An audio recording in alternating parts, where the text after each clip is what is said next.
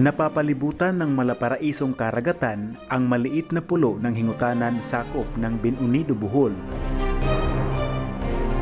Ang malawak at kalmadong karagatan ay nagsisilbing kaibigan at takbuhan ng mga taong umaasa sa biyayang hatid ng karagatan. Sa isla ng hingutanan kung saan karamihan sa mga taga rito ay umaasa sa biyayang hatid ng dagat, ang dagat na nagsisilbing paraiso ay may nagkukubling pag-asa at peligro.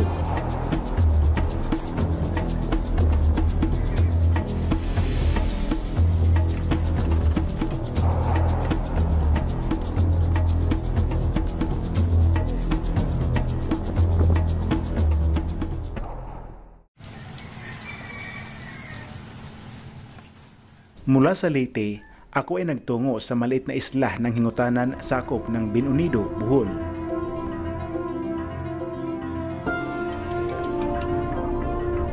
Dito sa isla ng hingutanan ay nakilala ko ang mahigit 2 dekada ng panghuhuli ng kugita at pangunguha ng suwaki ang kanyang hanap buhay. At sa loob ng mahigit 2 dekada, gumagamit si Tatay Joel ng 2 klaseng panghuli ng pugita. Ayon sa kwento, noong unang panahon, ang pulo na ito ay wala pang naninirahang mga tao. Dito nagtatagpo-tagpo o dumadaong ang mga mangingisda galing Leyte, Bohol at Cebu. At kapag sila ay narito, sila ay nagtatanungan o mas kilala sa Bisayang salitang hingutana o pangutana. Sa takbo ng mahabang panahon, ang lugar kung saan marami ang nagtatanong o nangungutana, ito ay tinawag na hingutanan.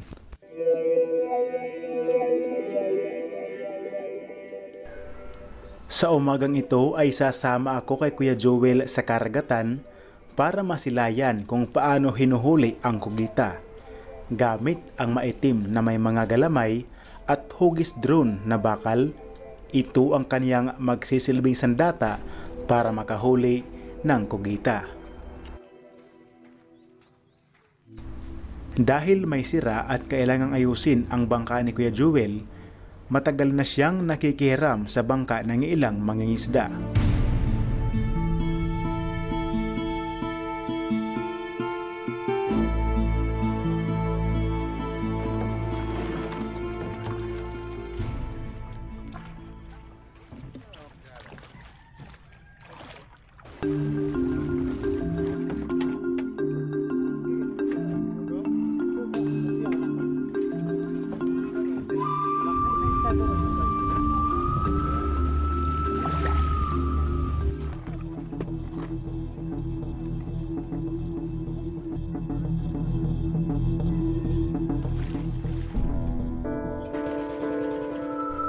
Mula sa isla ay nagbiyahe kami ng mahigit 1 oras kung saan kami ay magtutungo sa isang parte ng dagat kung saan naroon ang mga kugita. At makalipas ang 1 oras, narating na namin ang isang lugar na sa kalagitnaan na ng Bohol at Cebu. Dapat madilim sa ilalim. Madilim o malubog ba ng kita kugita. Gawa sa mga para kang ano yun, tinaw. nakaganon ka sa baruto. Oo. Okay.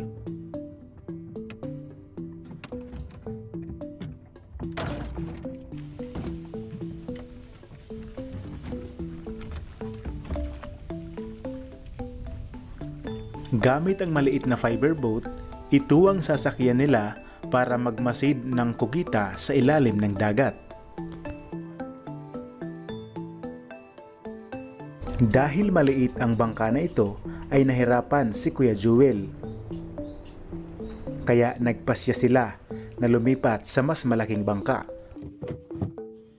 Para makahanap ng kugita, kanyang inihulog ang kanyang hugis kugita na kulay itim na sandata.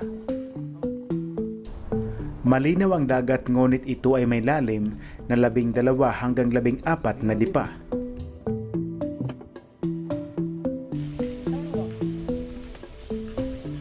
Kung ang iba, Sumisisid sa dagat gamit ang pana at nanghahanap ng kugita sa ilalim ng mga bato, si Kuya Joel nakasakay lang sa bangka ngunit pagmamasdan ang kanyang may nakataling mukhang kugita. Pagsapit sa alas 8 ng umaga, ay nag-umpisa na si Kuya Jewel.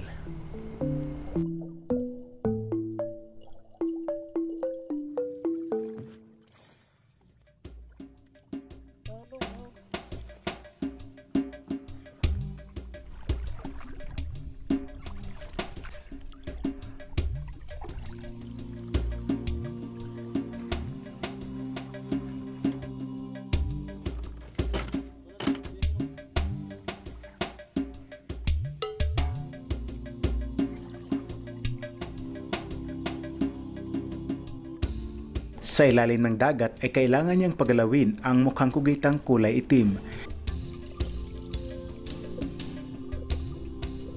Nang sa gayon, kung makita ito ng tunay na kugita, ito naman ay hahabulin at hihilain na ni Kuya Joel ang tali pataas sa bangka.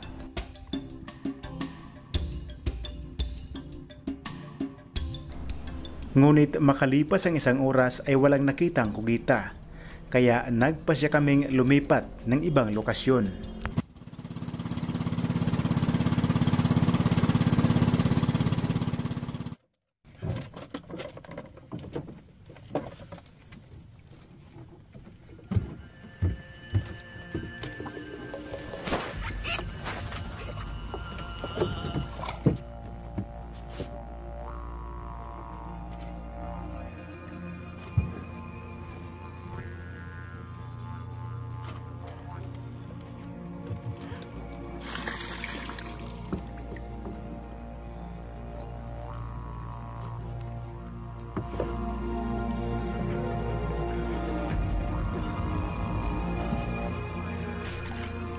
Ang malalim na dagat na hinahanap ni Kuya Joel ay ang dagat na medyo madilim o malabo na sa taglay nitong lalim. Ngunit sakto na mamamasdan pa rin niya kung makikita ang hangganan nito. At may mga bato sa ilalim kung saan doon ay may posibilidad na nagkukubli at naghahanap ng pagkain ang mga kugita.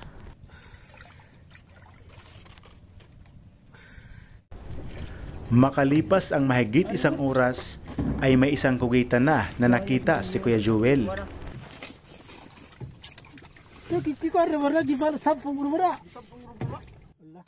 Para mahuli ito, kailangang gamitan ng pamingwit na nakatali sa styrofoam.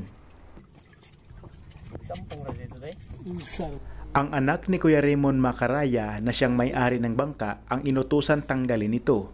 Ngunit dahil nahirapan siya na tanggalin ang pamingwit, inulit-ulit at natagalan ang proseso.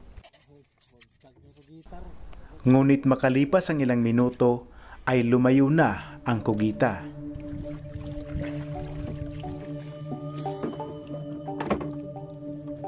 Pagsapit ng alas 10, wala pa ring nahuhuling kugita. Ngunit si Kuya Joel patuloy pa ring lumalaban at umaasa. Sinubukan kong gawin ang ginagawa ni Kuya Joel. Doon ay nalaman ko na hindi biro at masakit sa ulo ang kaniyang ginagawa. Sa loob ng mahigit 2 oras ay sinubukan kong umidlip. Ngunit sa hindi inaasang pagkakataon, humingi ng tulong si Kuya Joel.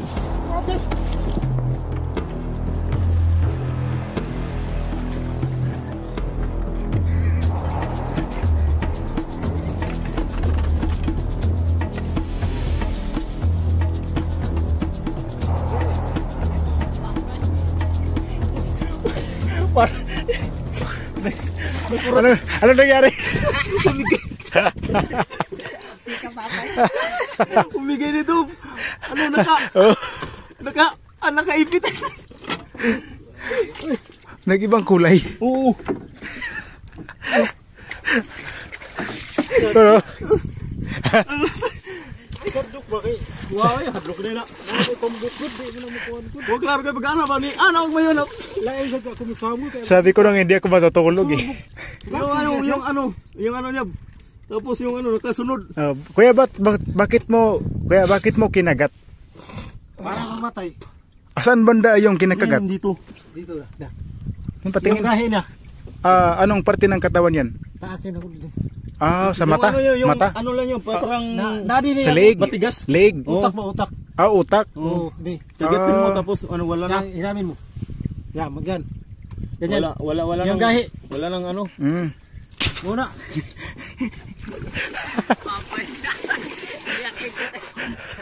Sa matagal na oras na ito'y nakalambitin, ay ramdam na ni Kuya Joel ang pagod.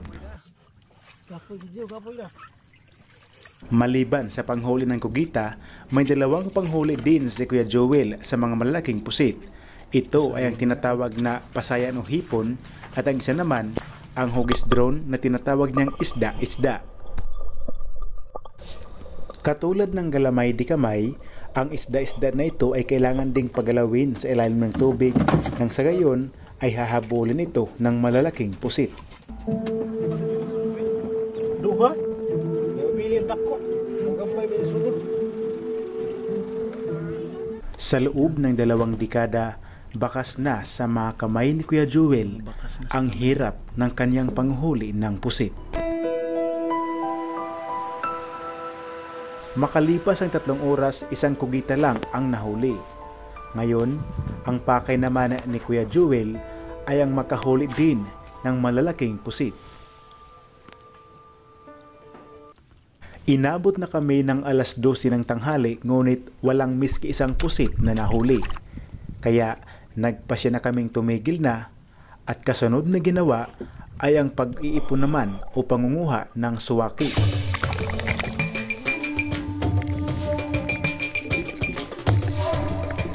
Katulad ng tuyom, ang suwaki na ito ay nakakain din ang kanyang gonads o laman ng shell. Pero hindi katulad ng tuyom, ang kanyang balat o ang kaniyang mga tusok ay delikado sa balat ng tao. Matapos makaipon ng mga sea urchin o suwaki, nagpasya na kaming bumalik na sa isla. Dahil isa lang ang kugitang nahuli, magpapasya pa si Kuya Joel kung ano ang gagamitan nito, kung irarinta ba sa bangka o pangkain na lang. Ano yung gagawin mo sa nahuling kugita? Kaunon ko na. Ulam na lang. Ulam na lang. Kapag maraming huli, magrenta siya ng bangka.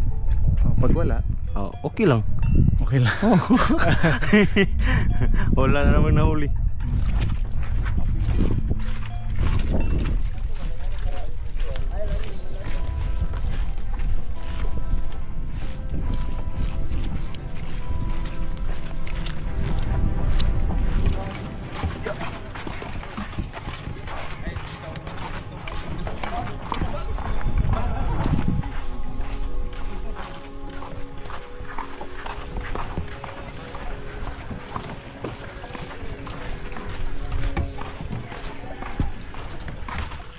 Yung kugita, Will. Sumo na niya. Pwede sira. Sa'yo na, sa inyo na. Iulam nyo na. Kukuha ko yung gamit mo.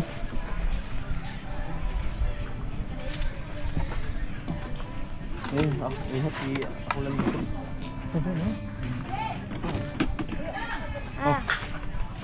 Buta na rin.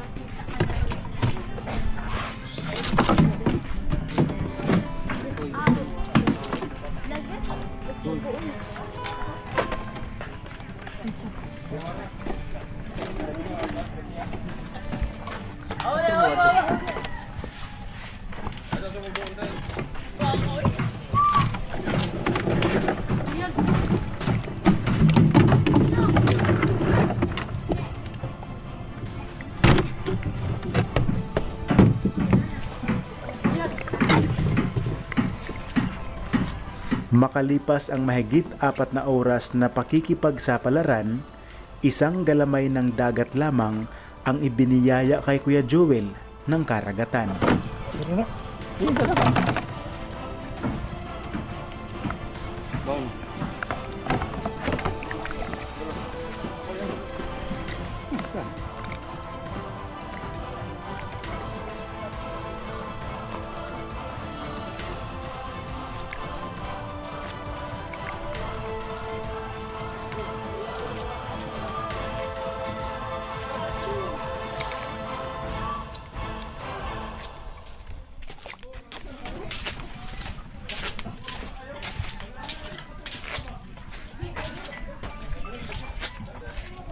Ton.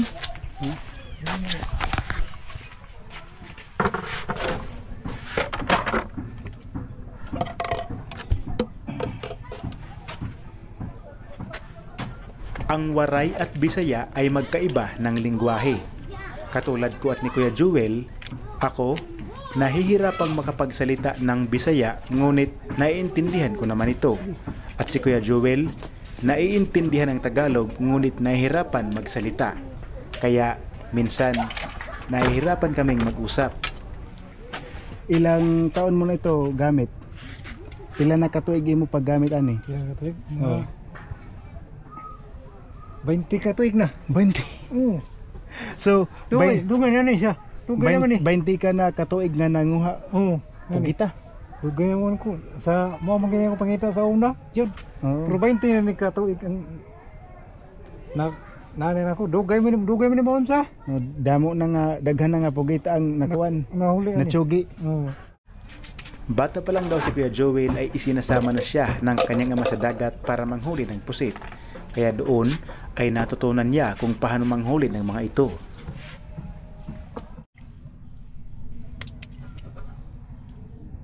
Dahil ka din, mga ata. Hindi madumihan.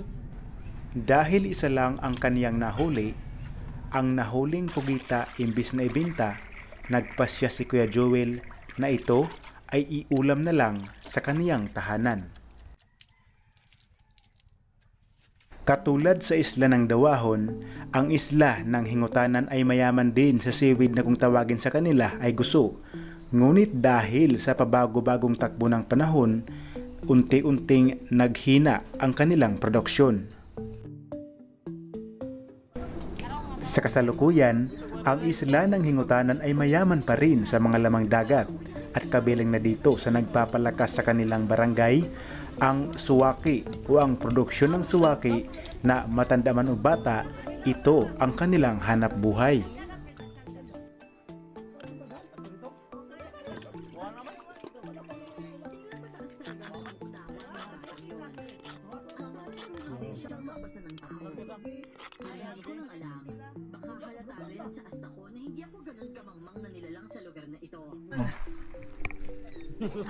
Isa?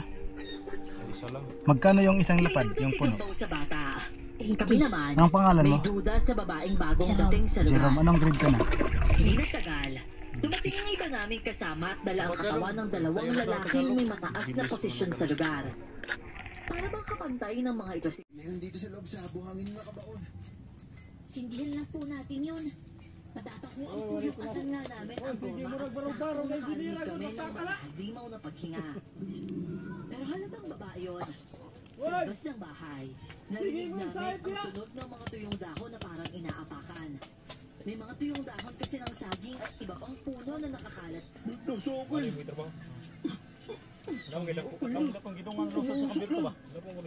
Abangan nyo lang po. Namin lahat at nagulat sa sitwasyon ng paligid. Buti, di mo namatay.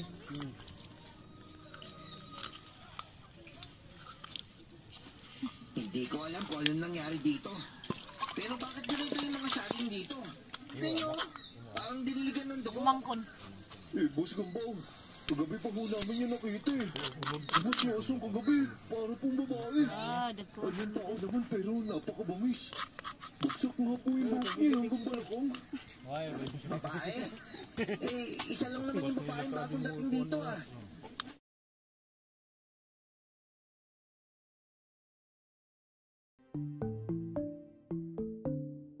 Ang isla ng Hingutanan ay nahahati sa dalawang barangay. Sa kabuuan, ang kanilang barangay ay may lawak na 20 hektarya at ito ay mayroong 0.20 kilometro kwadrado.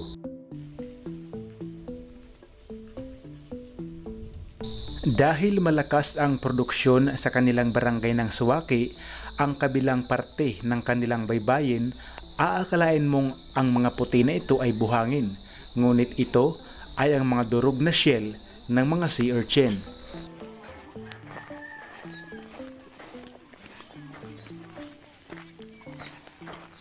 Yung isang lapad na tuyong, magkano?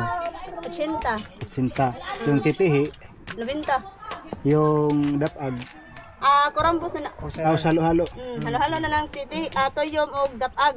Kung for example, yung tao bibili sa inyo na nanguha, magkano yung presyo? 80. Pag sa buyer, 70.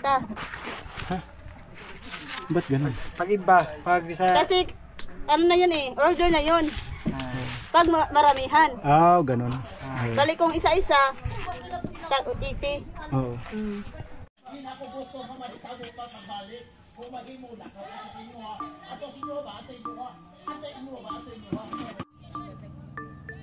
Sa islang ito, may mga tao ding umaasa sa pangunguha ng mga bituin sa dagat, ngunit mura ang bintahan ng mga ito.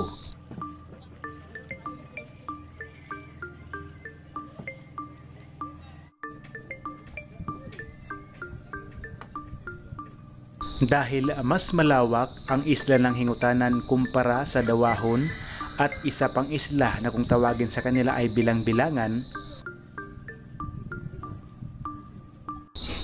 minsan dito itinatakbo o inililibing ang mga taong pumapanaw sa mga islang hirap ng espasyo para magkaroon ng sementeryo.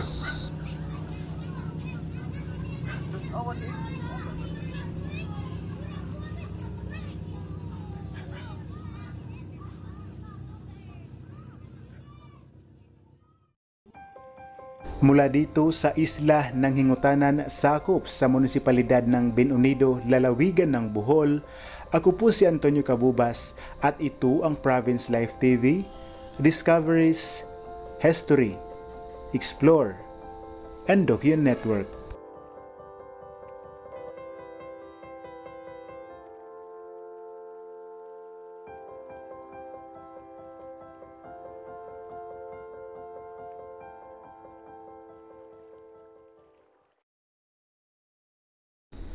Sa kasaysayan ng ating mundo, kilala ang maalat na bagay kung tawagin ay asin.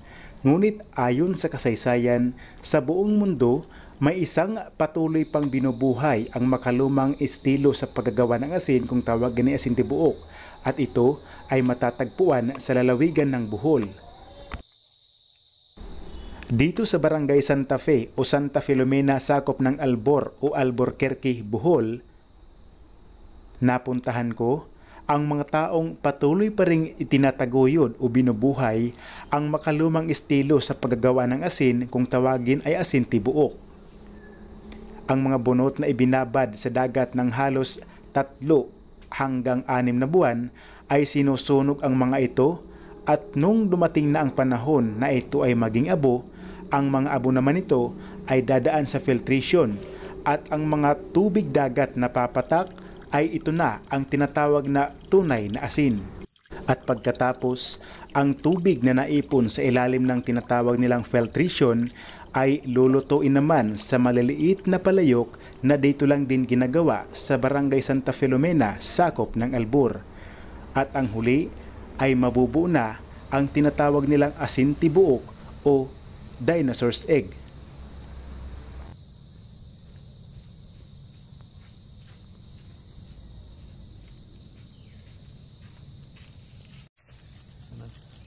Mas maputi ang luto. Oo. Ito basa to. Ang nakabasa sa kanya, tubig tabang. Tutunawin ulit. Tutunawin ulit.